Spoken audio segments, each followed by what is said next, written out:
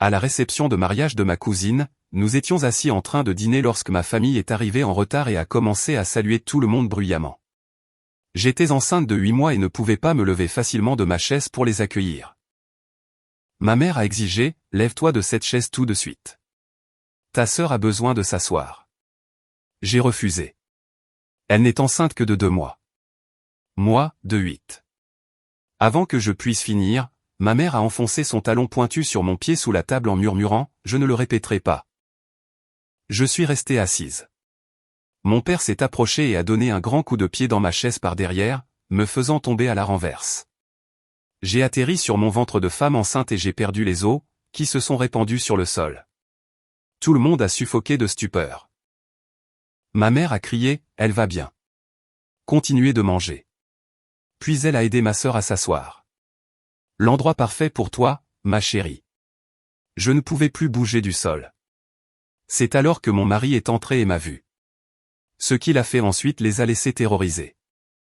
La salle de bal baignait dans une lumière ambrée provenant des chandeliers de cristal, projetant des ombres chaudes sur les tables dressées de nappes en lin ivoire. La réception de mariage de ma cousine Bridget avait été magnifique jusqu'à présent. J'étais assise prudemment à la table 7, les mains posées sur mon ventre gonflé, sentant notre fille bouger et donner des coups de pied à l'intérieur de moi. À 32 semaines de grossesse, chaque mouvement demandait calcul et effort. Mon mari, Daniel, avait quitté la salle pour prendre un appel professionnel important dans sa voiture 20 minutes plus tôt. Son travail de procureur fédéral impliquait souvent des interruptions, même pendant les événements familiaux. Je lui avais assuré que tout irait bien et que je dînerais avec sa sœur et son mari pendant qu'il s'occupait de ses affaires. Les serveurs venaient de déposer notre plat principal quand j'ai entendu l'agitation près de l'entrée. Ma famille est arrivée à sa manière habituelle, avec 40 minutes de retard et en annonçant sa présence à quiconque pouvait l'entendre. La voix de ma mère portait à travers toute la salle de réception alors qu'elle saluait des parents éloignés, son rire aigu et théâtral. Mon père la suivait, saluant d'un signe de tête laconique des gens dont il se souvenait à peine. Entremarchait ma sœur cadette, Olivia, une main délicatement posée sur son ventre à peine visible, l'autre serrant un sac à main de créateur qui coûtait probablement plus que mon loyer mensuel. Ils se sont frayés un chemin entre les tables, s'arrêtant pour discuter avec divers invités. Olivia souriait gentiment à tout le monde, sa main ne quittant jamais son ventre, s'assurant que les gens remarquent son état. Elle avait annoncé sa grossesse il y a à peine 3 semaines, lors du dîner d'anniversaire de notre grand-mère, choisissant ce moment précis pour révéler qu'elle attendait un enfant, même si la fête était censée célébrer quelqu'un d'autre. C'était un schéma familier. Je me suis concentré sur mon saumon, espérant éviter d'attirer l'attention. La sœur de Daniel, Monica, s'est penchée vers moi et a chuchoté « Ils arrivent par ici ». J'ai hoché la tête, gardant les yeux sur mon assiette. Peut-être passerait-il avec une simple salutation. Ma mère est arrivée la première à notre table. Elle portait une robe bordeaux avec des talons assortis, le genre à bout pointu et talons aiguilles de 8 cm qui claquaient sur le sol. Son maquillage était impeccable, sa coiffure en vague parfaite. Tout dans son apparence criait le contrôle et la précision. « Eh bien, te voilà » a-t-elle dit, son ton suggérant que je m'étais caché. « On t'a cherché partout. » J'ai levé les yeux, offrant un petit sourire. « Salut, maman. Nous sommes à notre table assignée. » Elle a ignoré mon explication, balayant du regard les chaises vides autour de nous. Les parents de Daniel étaient assis 2 tables plus loin, et la plupart des sièges à notre table restaient vacants car les invités se mêlaient ou dansaient. Mon père s'est approché, son expression aussi sévère que d'habitude. Olivia suivait, une main protégeant toujours son ventre. « Ta sœur a besoin d'un endroit pour s'asseoir » a annoncé ma mère. Elle est épuisée par le trajet. Je me suis agité sur ma chaise, le bas de mon dos me faisant souffrir du poids que je portais. « Il y a des sièges vides juste ici » ai-je dit en désignant les chaises vacantes qui nous entouraient. « Elle peut prendre n'importe laquelle. » Les yeux de ma mère se sont légèrement plissés. « Elle a besoin de ta place. C'est la meilleure position à la table. » La demande n'avait aucun sens. Chaque chaise à la table ronde offrait la même vue et le même accès. Mais contester la logique de ma mère ne se terminait jamais bien. J'avais appris cette leçon à plusieurs reprises tout au long de mon enfance. « Maman, je suis enceinte de 8 mois, ai-je dit doucement, espérant éviter une scène. Me lever et m'asseoir est vraiment difficile en ce moment. Il y a plein d'autres chaises. Lève-toi de cette chaise tout de suite. La voix de ma mère est tombée à un murmure dangereux. Ta sœur a besoin de s'asseoir. La main de Monica a trouvé la mienne sous la table, un soutien silencieux. Je l'ai serrée avec reconnaissance avant de répondre. Elle n'est enceinte que de 2 mois. Moi, de 8. Je dois rester assise parce que... Une douleur vive et soudaine dans mon pied a coupé mes mots. J'ai eu le souffle coupé, baissant les yeux pour voir le talon aiguille de ma mère presser durement sur ma chaussure, broyant les os délicats. La nappe cachait l'agression à la plupart des observateurs, mais la douleur a parcouru ma jambe comme un éclair. Je ne le répéterai pas, a-t-elle sifflé en se penchant plus près pour que je sois la seule à l'entendre.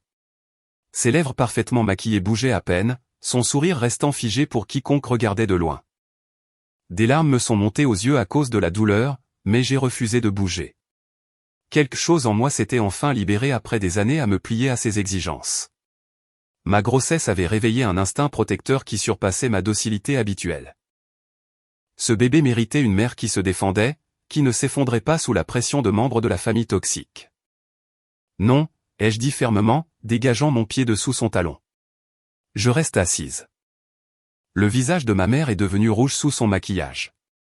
Elle s'est redressée, son sang-froid vacillant un instant avant qu'elle ne reprenne le contrôle. Elle a jeté un regard à mon père, une communication silencieuse passant entre eux. Ils se tenaient derrière ma chaise, silencieux comme toujours, la laissant mener leur manipulation. Ce qui s'est passé ensuite n'a duré que quelques secondes, mais a semblé se dérouler au ralenti. Mon père s'est rapproché de ma chaise. J'ai senti sa présence derrière moi, perçu le changement d'énergie. Puis son pied a heurté le dossier de ma chaise, un coup de pied sec et vicieux qui a fait basculer la chaise en arrière. J'ai tenté de m'agripper au bord de la table, mais mon ventre de femme enceinte a déséquilibré mon corps. La chaise a basculé au-delà du point de non-retour. Monica a crié. Je suis tombé en arrière, mes bras s'enroulant instinctivement autour de mon ventre alors que je heurtais durement le sol sur le dos, mon ventre absorbant une partie de l'impact. La douleur a été immédiate et accablante. Un flot de liquide chaud s'est répandu sous moi, traversant ma robe et formant une flaque sur le sol poli. J'avais perdu les os. À 32 semaines, 8 semaines trop tôt. Des halètements ont éclaté dans la salle. Les gens ont reculé de leur table, se penchant pour voir ce qui s'était passé. La musique s'est arrêtée brusquement. Je suis resté là, incapable de bouger, sentant les contractions commencer à parcourir mon abdomen. La terreur m'a saisi alors que j'essayais de savoir si le bébé bougeait encore. Elle va bien. La voix de ma mère a retenti dans la salle de bal désormais silencieuse. Continuez tous de manger. Elle a juste perdu l'équilibre. Je fixais le plafond, ma vision brouillée par les larmes. Mon bébé arrivait trop tôt parce que mon père avait donné un coup de pied dans ma chaise, parce que ma mère avait exigé que je cède ma place. L'absurdité de la situation se mêlait à ma peur, créant un cauchemar surréaliste dont je ne pouvais pas me réveiller.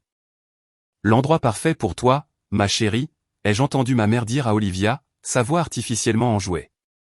À travers mon brouillard, je l'ai vu guider ma sœur vers la chaise où j'étais assise quelques instants auparavant. Olivia s'est assise avec précaution, le visage pâle, mais sans rien dire. Elle m'a regardé au sol, puis a rapidement détourné le regard.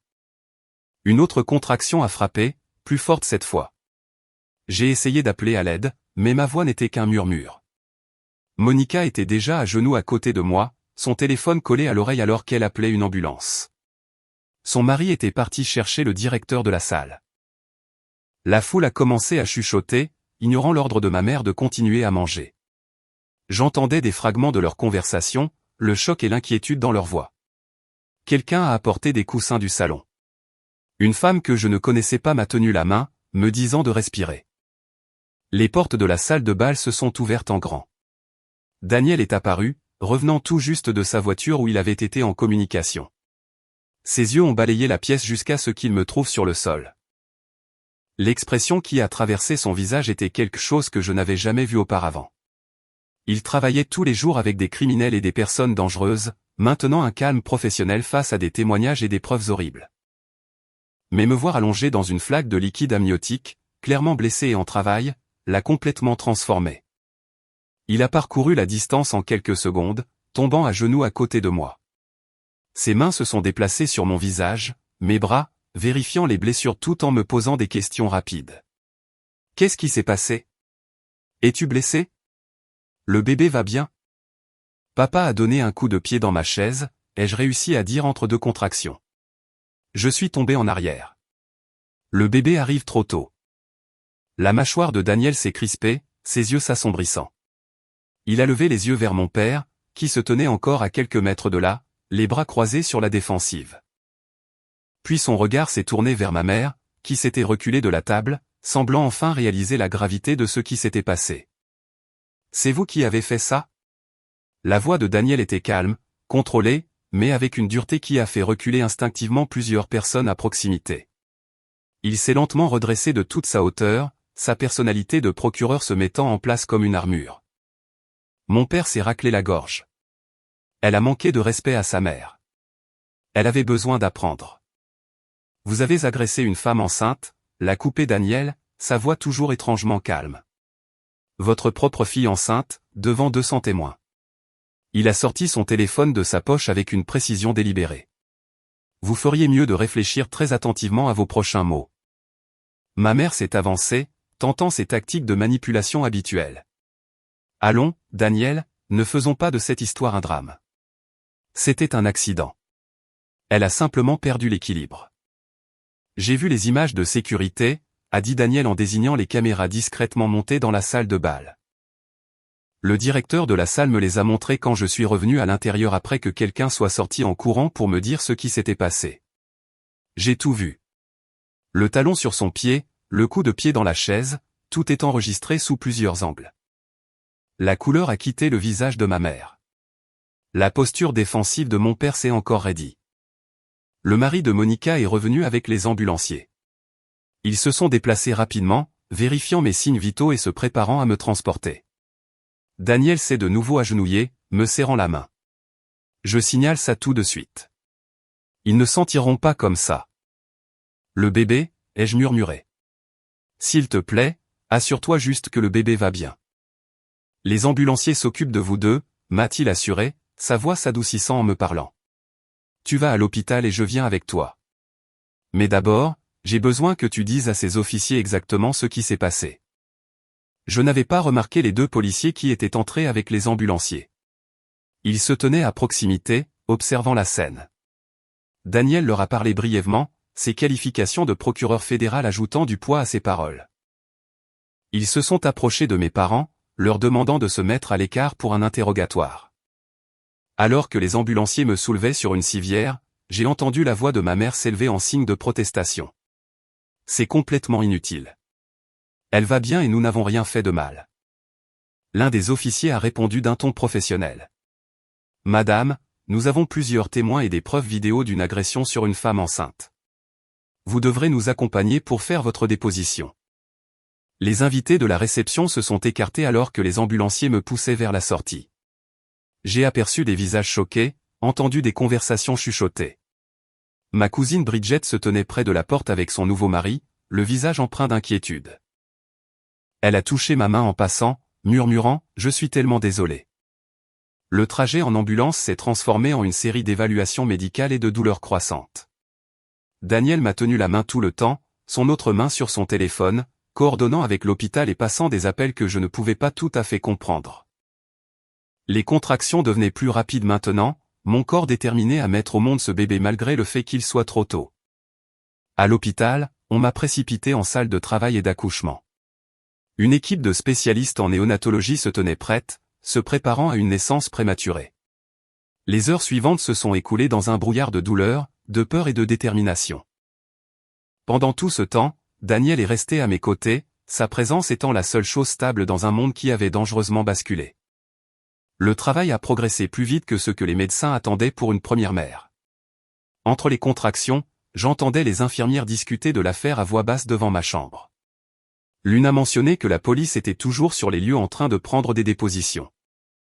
Une autre a dit qu'elle n'avait jamais rien vu de tel en 15 ans de service en maternité. Leur choc reflétait le mien. Comment un dîner de famille avait-il pu se transformer en affaire criminelle avec mes parents comme accusés? Une assistante sociale est apparue à un moment donné, se présentant comme Patricia et expliquant que le protocole hospitalier exigeait son implication étant donné les circonstances de mon admission. Elle a posé des questions prudentes sur ma situation familiale, mon système de soutien, mes plans de sécurité après ma sortie. Sa gentillesse était presque insupportable par contraste avec ce que j'avais vécu de la part de ma propre mère quelques heures plus tôt. Vous aurez des ressources à votre disposition, m'a assuré Patricia, tendant à Daniel un dossier d'information.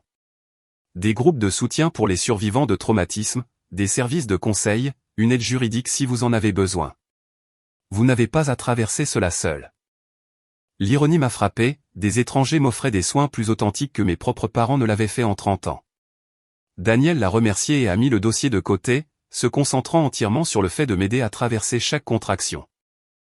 Son coaching constant, la façon dont il n'a jamais quitté mon chevet malgré les heures qui s'écoulaient, m'a montré ce qu'était un véritable partenariat. Le mariage de mes parents était fondé sur le contrôle et la soumission. Le nôtre était bâti sur le respect mutuel et la protection. Quand la phase de poussée a commencé, la peur m'a submergé. Claire était si petite, si vulnérable, venant au monde dans des circonstances traumatisantes. Et si la chute avait causé des blessures que les médecins ne pouvaient pas voir? Et si elle avait du mal à survivre en dehors de l'utérus à ce stade précoce? Les « et si » se multipliaient plus vite que je ne pouvais les traiter. Elle est forte comme toi, répétait Daniel, sa voix perçant ma panique. C'est une battante. Vous l'êtes toutes les deux. Notre fille est venue au monde à 1,75 kg, 8 semaines en avance. Ils l'ont emmenée immédiatement à l'unité de soins intensifs néonatales et je n'ai eu qu'un aperçu de son petit corps avant qu'elle ne disparaisse derrière un mur d'équipements médicaux et de spécialistes. Le médecin m'a assuré qu'elle respirait seule, un signe positif, mais qu'elle aurait besoin de soins intensifs pendant plusieurs semaines. Daniel est allé avec elle pendant qu'il finissait de s'occuper de moi. Quand il est revenu, ses yeux étaient rouges, mais sa voix est restée stable. Elle est magnifique et forte, elle se bat comme sa mère. Je voulais désespérément la voir, mais j'étais encore trop faible pour bouger. Le médecin a dit que je pourrais visiter l'unité de soins intensifs dans quelques heures, une fois stabilisée.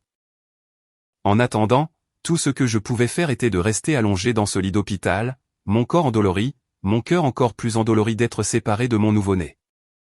Tes parents ont été arrêtés, a dit Daniel doucement, tirant une chaise près de mon lit. Ils ont été placés en garde à vue sur les lieux après avoir fait leur déposition à la police. J'ai fermé les yeux, traitant l'information. Une partie de moi ressentait du soulagement. Une autre partie ressentait cette vieille culpabilité familière que ma mère m'avait inculquée depuis l'enfance.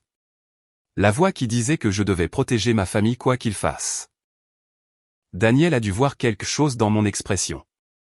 Ils t'ont agressé et ont mis notre fille en danger. Il n'y a aucun scénario où cela est acceptable, et aucune loyauté familiale ne devrait te faire douter de ça. Je sais, ai-je murmuré. Je n'arrête pas de penser que c'est arrivé au mariage de Bridget. J'ai gâché son grand jour. Ce sont eux qui l'ont gâché, a corrigé fermement Daniel. Tes parents, avec leur comportement égoïste et abusif. Tu étais assise à ta table assignée, en train de dîner, enceinte. Rien de ce qui s'est passé n'était de ta faute. Une infirmière est entrée pour vérifier mes constantes, et Daniel est sorti pour passer d'autres appels. Quand il est revenu, il avait une nouvelle qui a de nouveau tout changé. Le directeur de la salle a envoyé l'intégralité des enregistrements de sécurité à la police, a-t-il expliqué en se rasseyant sur la chaise. Les caméras ont aussi capturé l'audio. Ta mère qui te menace, la nature délibérée des deux attaques. Le bureau du procureur a déjà tout examiné. Ils engagent des poursuites pour agression au 2e degré et mise en danger d'enfant. Mes yeux se sont écarquillés. Mise en danger d'enfant? Notre fille était viable, a dit Daniel.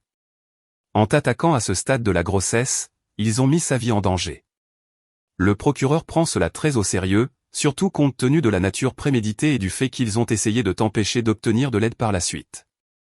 J'ai pensé à ma mère disant à tout le monde de continuer à manger, insistant sur le fait que j'allais bien alors que j'étais allongé sur le sol en plein travail prématuré. La cruauté de la chose ne semblait toujours pas réelle. Au cours des jours suivants, alors que je me remettais à l'hôpital et passais chaque moment possible en néonatologie avec notre fille, la situation juridique a évolué rapidement.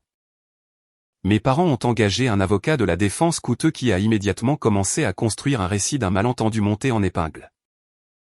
Ils ont prétendu que j'avais été dramatique et en quête d'attention, que mon père avait simplement heurté ma chaise accidentellement, que ma mère ne m'avait jamais menacé. Mais les preuves vidéo étaient irréfutables. L'audio avait capturé chaque mot. Les multiples angles de caméra montraient la violence délibérée des deux attaques. Plus important encore, des dizaines d'invités du mariage se sont manifestés pour témoigner de ce qu'ils avaient vu. Même certains membres de ma famille élargie, qui avaient passé des années à cautionner le comportement de mes parents, ne pouvaient pas défendre ce qu'ils avaient vu cette nuit-là. Olivia est venue à l'hôpital le 3e jour. Elle se tenait dans l'embrasure de la porte de ma chambre, l'air incertain et mal à l'aise. Nous n'avions pas parlé depuis le mariage. « Je peux entrer ?» a-t-elle demandé doucement. J'ai hoché la tête, trop fatigué pour discuter ou la renvoyer.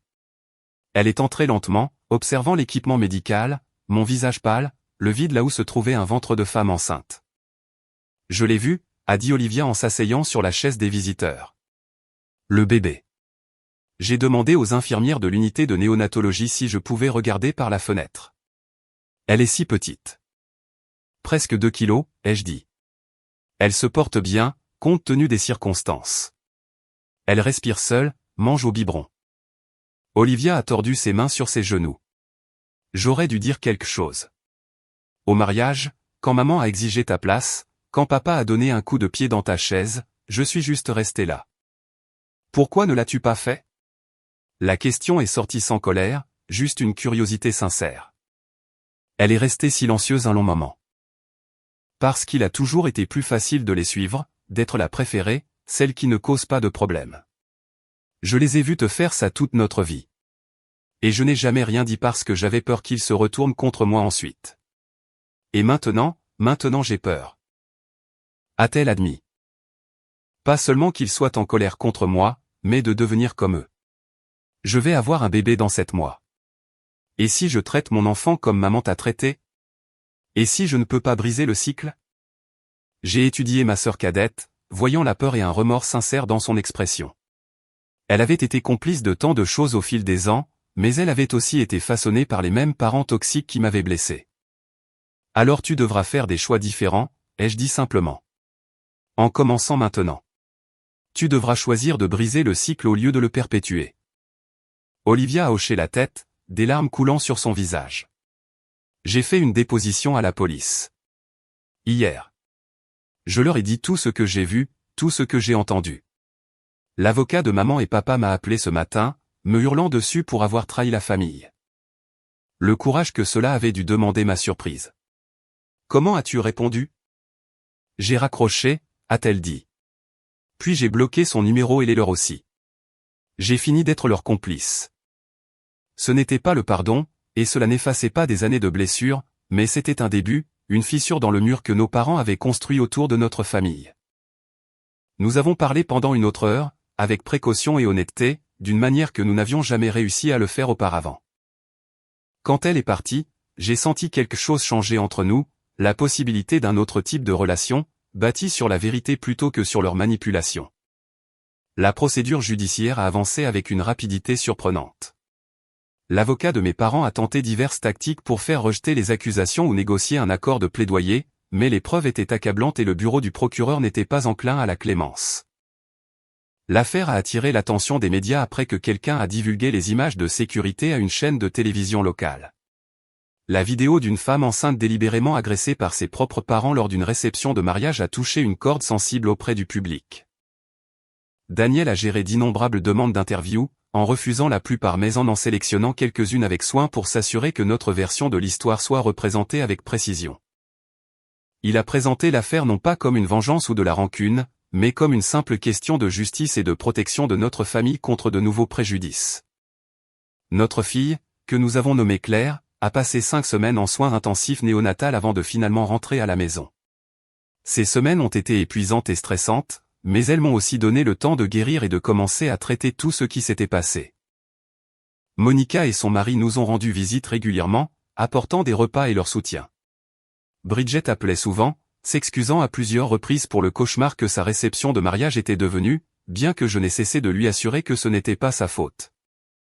Des membres de la famille élargie ont pris contact, leurs réactions se divisant de manière prévisible selon les lignes de faille familières. Certains, en particulier les sœurs de ma mère, ont insisté sur le fait que je réagissais de manière excessive et que je détruisais la famille en portant plainte. D'autres, dont le frère de mon père et plusieurs cousins, ont exprimé leur soulagement que quelqu'un les ait enfin tenus responsables d'un comportement qui était resté impuni pendant des décennies. Les semaines précédant le procès ont apporté des révélations inattendues.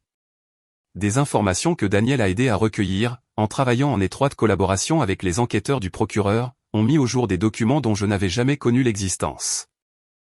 Les dossiers hospitaliers de mon enfance montraient 3 visites distinctes aux urgences pour des blessures que mes parents avaient expliquées comme des accidents. Un poignet cassé à 7 ans, soi-disant en tombant de vélo. Une commotion cérébrale à 11 ans, attribuée à une chute dans les escaliers. Des côtes fêlées à 14 ans, imputées à un accident pendant le cours de gym. Les notes des médecins, cependant, racontaient une histoire différente. Un médecin avait documenté ses préoccupations concernant la récurrence des blessures. Un autre avait noté que mes explications semblaient réciter les interventions de ma mère trop rapides et défensives. Les services de protection de l'enfance avaient été contactés à 2 reprises, mais les 2 enquêtes avaient été rapidement closes. Le statut social de mes parents et les relations d'affaires de mon père avaient apparemment pesé lourd dans la balance. Lire ces dossiers médicaux, c'était comme découvrir une pièce cachée dans une maison où j'avais vécu toute ma vie. Je m'étais convaincu que les abus physiques avaient été rares, des incidents isolés que j'avais probablement exagérés dans ma mémoire. Le voir documenté dans un langage clinique, enregistré par des professionnels de la santé qui avaient été suffisamment troublés pour noter leurs inquiétudes, validait quelque chose que j'avais passé des années à remettre en question. Daniel a également coordonné avec les enquêteurs pour obtenir les messages textes entre ma mère et plusieurs membres de la famille le soir du mariage. Une tante avait envoyé un texto demandant si j'allais bien, mentionnant que j'avais l'air sérieusement blessé. Ma mère avait répondu que je faisais mon cinéma comme d'habitude et d'ignorer ma recherche d'attention. Une autre cousine avait proposé d'appeler une ambulance, seulement pour se faire dire que c'était complètement inutile et que cela gâcherait encore plus le jour spécial de Bridget. L'accusation prévoyait de présenter ces messages comme preuve de conscience de la culpabilité, montrant que ma mère savait que j'avais besoin de soins médicaux mais avait activement empêché les autres de m'aider. Le collègue de Daniel au bureau du procureur a déclaré que cela renforçait considérablement leur dossier, démontrant une intention claire de nuire et de dissimuler ce préjudice. Olivia est venue un après-midi pendant cette période pré-procès, apportant de la nourriture à emporter et une confession inattendue. Elle s'est assise à ma table de cuisine, regardant Claire jouer avec des cubes mous sur un tapis à proximité avant de finalement parler. « Je dois te dire quelque chose sur notre enfance », a-t-elle commencé, la voix hésitante. « Tu ne t'en souviens probablement pas, mais quand j'avais 5 ans et toi 12, maman t'a enfermé dans la cave pendant toute une journée. Tu lui avais répondu au petit déjeuner, dit quelque chose sur le fait qu'elle était injuste. Je me souviens de t'entendre pleurer et frapper à la porte. Suppliant qu'on te laisse sortir. Je me souvenais de ce jour, bien que je l'ai enfoui profondément. L'obscurité, le sol en béton froid, la panique grandissante au fil des heures. Quand ma mère avait finalement ouvert la porte ce soir-là, elle avait agi comme si de rien n'était, servant le dîner et s'attendant à ce que je fasse de même. J'ai demandé à papa si on pouvait te laisser sortir, a poursuivi Olivia, les larmes aux yeux. Il m'a dit que tu apprenais une leçon importante sur le respect, et que si je continuais à poser des questions, j'apprendrais la même leçon. J'avais si peur d'être enfermé là-dessous que je n'ai plus jamais demandé. J'ai juste fait comme si ça n'était pas arrivé. Tu avais 5 ans, ai-je dit doucement. Ce n'était pas ta responsabilité. Peut-être pas à ce moment-là, a-t-elle reconnu. Mais j'étais plus âgé lors d'autres incidents. J'avais 14 ans quand maman a détruit toutes tes lettres d'acceptation à l'université parce que tu avais choisi des écoles trop éloignées. J'avais 16 ans quand papa a annulé ton entretien pour une bourse parce que tu avais refusé de rompre avec ton petit ami. Je les ai regardés te saboter encore et encore. Et je n'ai jamais rien dit parce que garder le silence me protégeait. Ces conversations avec Olivia étaient douloureuses mais nécessaires. Nous étions toutes les deux en train d'excaver des années de traumatismes enfouis, d'examiner les fondations de notre enfance et de les trouver pourries jusqu'à la moelle. Mais dire ces vérités à voix haute, les voir être entendues et validées, a entamé un processus de guérison que le silence avait empêché. Les sœurs de ma mère ont tenté une sorte d'intervention, se présentant chez moi sans préavis un matin. Elles se sont tenues sur mon porche, un front uni de désapprobation, insistant pour que je retire les charges et que je laisse cette famille guérir. Leur version de la guérison, cependant, exigeait que j'oublie ce qui s'était passé, que je pardonne sans aucune responsabilité, et que j'accueille à nouveau mes parents dans ma vie comme s'ils ne m'avaient pas agressé et n'avaient pas mis mon enfant en danger. J'ai écouté leurs discours répétés sur la loyauté familiale et le pardon, sur la façon dont je déchirais la famille pour un seul incident et que j'étais vindicative. Quand elles ont fini, je leur ai posé une question simple. Si quelqu'un donnait un coup de pied assez fort dans la chaise de votre fille enceinte pour la faire tomber et déclencher un travail prématuré, appelleriez-vous cela un seul incident et vous attendriez-vous à ce qu'elle s'en remette? Le silence qui a suivi était révélateur. L'une a détourné le regard. Une autre a commencé à parler, puis s'est arrêtée. La troisième a tenté d'expliquer que c'était différent parce que c'étaient mes parents, comme si le statut parental accordait l'immunité contre les conséquences de la violence. Je leur ai fermé la porte ce jour-là, littéralement et métaphoriquement. Leur visite n'a fait que renforcer ma décision. Elles ne se souciaient pas de la justice ou de mon bien-être. Elles s'inquiétaient de la réputation de la famille, de leur propre confort perturbé par la vérité sur qui étaient vraiment mes parents. Le procès a eu lieu 6 mois après cette nuit. Claire était maintenant en bonne santé, atteignant toutes ses étapes de développement malgré son arrivée prématurée. J'étais assise dans la salle d'audience, tenant la main de Daniel, regardant mes parents au banc des accusés. Ils semblaient plus vieux, diminués. Le sang-froid parfait de ma mère s'était fissuré, son visage tiré et fatigué. Mon père regardait droit devant lui, son expression vide. L'accusation a présenté son cas méthodiquement. Les images de sécurité ont été diffusées sur des écrans dans toute la salle d'audience, montrant exactement ce qui s'était passé. Plusieurs témoins ont déposé sur ce qu'ils avaient vu et entendu. Des experts médicaux ont expliqué les dangers de la naissance prématurée et les risques que les actions de mes parents avaient créés pour Claire et moi. La défense a essayé de me dépeindre comme instable et vengeresse, quelqu'un avec un historique d'exagération des conflits avec mes parents. Ils ont appelé des témoins de moralité qui ont décrit ma mère comme une parente dévouée et mon père comme un homme d'affaires respecté. Ils ont suggéré que j'avais orchestré tout l'incident pour attirer l'attention et la sympathie. Mais ensuite, Olivia est passée à la barre. Elle a témoigné calmement et clairement de notre enfance, des années de manipulation psychologique de ma mère et des tactiques d'intimidation de mon père. Elle a décrit les événements spécifiques de la réception de mariage de son point de vue, confirmant chaque détail du récit de l'accusation. Lorsque l'avocat de la défense a tenté de discréditer son témoignage, suggérant qu'elle mentait pour éviter sa propre culpabilité, elle est restée calme et résolue. Je ne témoigne pas parce que je déteste mes parents, a dit clairement Olivia. Je témoigne parce que ce qu'ils ont fait était mal et j'ai fini de faire semblant. Ma sœur a failli perdre son bébé à cause de leurs actions. Ce bébé est ma nièce. Elle méritait mieux que de frôler la mort parce que des adultes ne pouvaient pas se comporter avec une décence élémentaire. Le jury a délibéré pendant moins de 3 heures. Quand ils sont revenus avec des verdicts de culpabilité sur tous les chefs d'accusation, j'ai ressenti un étrange mélange de justification et de tristesse. C'étaient toujours mes parents, malgré tout. Mais c'étaient aussi des personnes qui m'avaient délibérément fait du mal et mis mon enfant en danger, puis avaient essayé de m'empêcher de recevoir des soins médicaux. Le juge les a condamnés chacun à 18 mois de prison, suivis d'une probation et d'une thérapie obligatoire. C'était plus que ce que leur avocat avait espéré, mais moins que la peine maximale possible. Alors qu'on les emmenait, ma mère s'est retournée vers moi, son expression contenant plus de colère que de remords. Mon père n'a pas regardé en arrière. À l'extérieur du palais de justice, les journalistes nous ont encerclés avec des caméras et des microphones. Daniel a fait une brève déclaration remerciant le jury et le bureau du procureur, soulignant que cette affaire visait à protéger les personnes vulnérables contre les abus, quelles que soient les relations familiales. Je n'ai rien dit, j'ai juste serré Claire contre moi et laissé Daniel nous guider vers notre voiture. La vie a progressivement retrouvé un nouveau rythme. Claire a continué à s'épanouir, devenant plus forte chaque jour. Daniel est retourné au travail, bien qu'il ait organisé un emploi du temps plus flexible. Je suis resté à la maison avec Claire, chérissant chaque instant tout en commençant à traiter des années de traumatisme en thérapie. Olivia et moi nous retrouvions pour un café toutes les quelques semaines. Notre relation est restée compliquée, mais nous construisions quelque chose d'authentique, lentement, apprenant à nous faire confiance en dehors de l'influence de nos parents. Elle s'est complètement distancée d'eux, se préparant à l'arrivée de son propre enfant avec la détermination de faire mieux. La famille élargie s'est finalement installée dans de nouvelles habitudes également.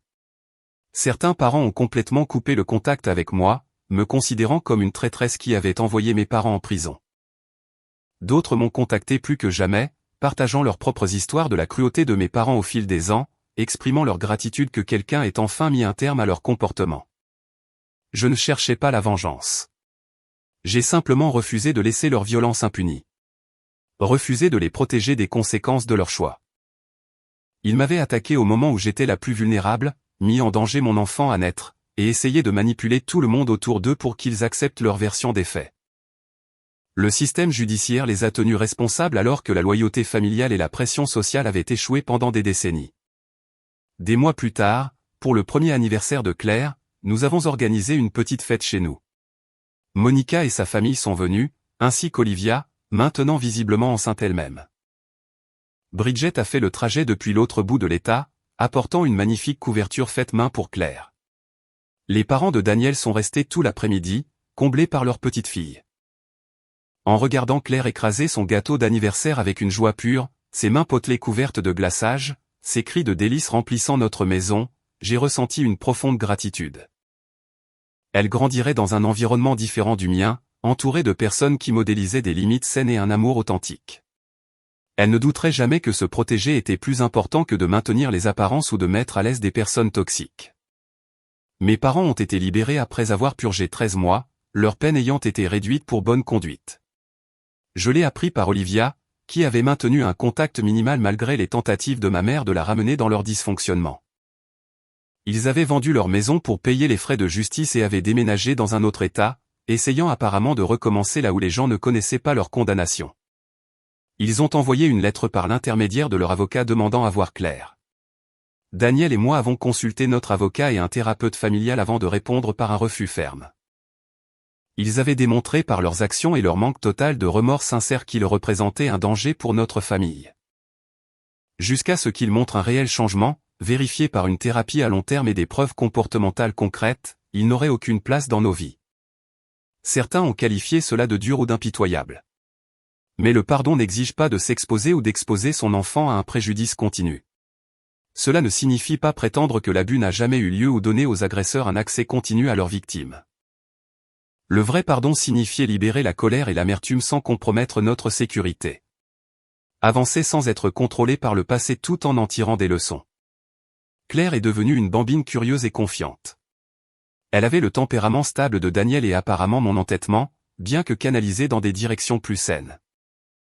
La regarder naviguer dans son petit monde avec une telle détermination intrépide me rappelait pourquoi cette nuit au mariage avait valu la peine des conséquences douloureuses. Elle méritait des parents qui la protégeraient, même si cette protection avait un coût. Les années ont passé. Mes parents n'ont fait aucune autre tentative de contact après cette première lettre. Grâce à des nouvelles occasionnelles de parents éloignés, j'ai appris qu'ils s'étaient installés dans une vie tranquille, restant principalement entre eux. Qu'ils aient réellement changé ou simplement appris à mieux cacher leur comportement restait incertain. Quoi qu'il en soit, ils n'avaient plus aucun pouvoir sur ma vie ou ma famille. Olivia a donné naissance à un fils en bonne santé et a abordé la maternité avec une intentionnalité impressionnante. Elle a remis en question ses instincts, a travaillé sur ses propres traumatismes d'enfance en thérapie et a construit un système de soutien de personnes qui la reprendraient si elle commençait à répéter les schémas de nos parents. Notre relation s'est approfondie alors que nous naviguions toutes les deux dans la parentalité, apprenant à être les mères dont nous avions eu besoin au lieu de celles que nous avions eues. Parfois, je repensais à cette nuit au mariage de Bridget, allongée sur le sol, sentant que je perdais les os, regardant ma mère asseoir ma sœur sur la chaise dont elle venait de me chasser violemment. La cruauté surréaliste de la scène me choquait encore quand je me permettais de m'en souvenir pleinement. Mais j'avais cessé de me demander si j'avais surréagi en engageant des poursuites judiciaires. Mes parents avaient fait leur choix. J'avais simplement veillé à ce que ces choix aient des conséquences. Daniel disait souvent que cette nuit avait révélé qui étaient vraiment les gens lorsque leur masque tombait. Mes parents ont montré leur capacité à la violence et au contrôle. Daniel a montré sa protection féroce et son intégrité. Les invités du mariage ont montré le meilleur et le pire de la nature humaine, certains se précipitant pour aider tandis que d'autres détournaient le regard. Olivia a finalement montré sa capacité à grandir et à avoir du courage, même si cela a pris du temps. Et je m'étais montré quelque chose d'important à moi-même aussi. Après des années à me plier aux exigences de mes parents, à prioriser leur confort au détriment de mon propre bien-être, j'avais enfin tracé une ligne. Pas parfaitement, pas sans peur ni doute, mais de manière décisive. Ce moment où j'ai refusé de céder ma chaise, de rester assise malgré les menaces et la douleur de ma mère, avait été le début de la reconquête de ma vie face à leur contrôle. Claire grandirait en entendant des versions adaptées à son âge de cette histoire. Finalement, elle apprendrait que parfois, se protéger signifie décevoir les gens, que l'amour n'excuse pas le mal, que les membres de la famille peuvent avoir tort et être tenus pour responsables. Elle comprendrait que sa grand-mère et son grand-père avaient fait des choix terribles qui les empêchaient de faire partie de sa vie, mais que leur absence était due à leurs échecs, pas aux siens. Debout dans ma cuisine maintenant, nettoyant après le goûter de Claire, je ressentais une paix que je n'avais jamais connue dans ma maison d'enfance. Le silence ici était confortable, pas tendu. Quand Daniel rentrerait du travail, il nous accueillerait avec une chaleur sincère, pas des critiques. Nos conflits seraient résolus par une communication honnête, pas par la manipulation ou la violence.